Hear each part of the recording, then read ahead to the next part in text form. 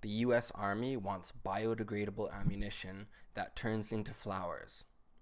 Popular Mechanics reports to us that, quote, the US Army is looking for someone to create environmentally friendly ammunition that goes beyond being non-toxic to turning bullets into seeds that would eventually germinate plants. It's all part of an effort to ensure that military training areas aren't contaminated with pollutants. The US Army expects a wide variety of ammunition types during live fire training, both at home and at friendly places abroad. Whether using 120mm tank rounds to 81mm mortar rounds to 5.56mm bullets, live fire training is essential to maintain combat readiness. When most people think of the US military, we typically think of guns, missiles, planes, drones, tanks, etc. The first thing that comes to mind is probably not environmental sustainability and eco-friendly practices. And while the US Army definitely innovates in a lot of areas, the vast majority of that innovation is in other areas. But there's a reason that they want this type of biodegradable ammunition. And it's important to reference that they're not going to use this in any sort of combat mission abroad. It's strictly for training missions. And part of the reason why they're doing that is due to some of the pollution and environmental degradation left behind due to ammunition. And Popular Mechanics lays that out for us. Shooting real bullets releases pollutants into the environment. Burned propellant for everything from tank shells to carbine bullets releases chemicals into the environment. Armored piercing tank rounds and bullets typically keep flying some distance beyond the target, burying themselves under inches or even feet of dirt. Out of sight, it turns out, is not out of mind. All of this pollution, although released in small amounts, gradually builds up. It also creates potential hazards.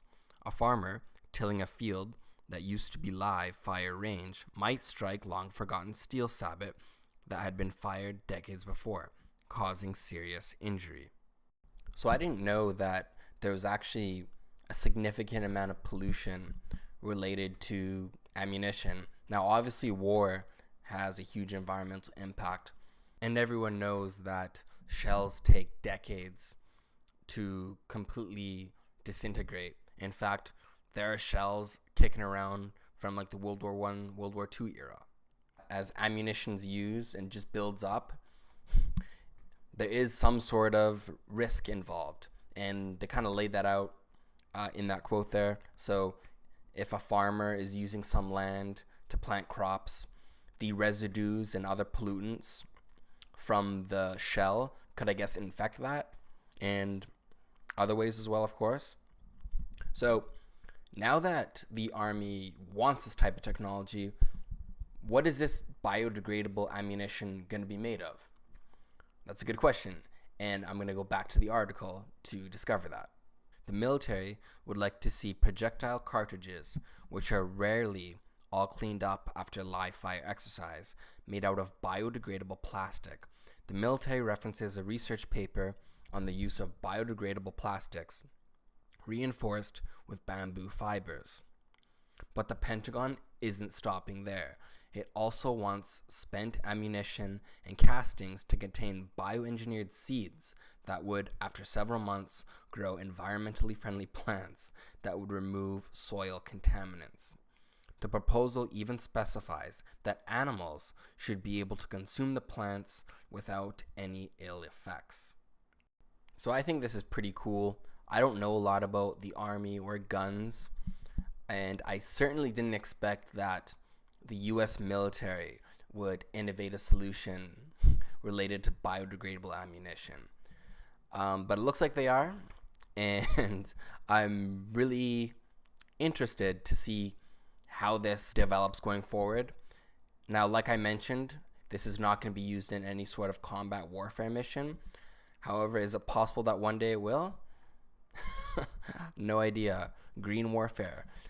I wanted to cover this story a few months ago because it actually came out in January, but for whatever reason, I just never got around to it.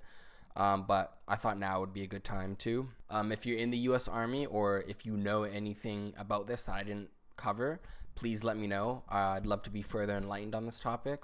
And if anyone else who's watching this, perhaps they can learn a lot after reading your comment as well. But that's it for today.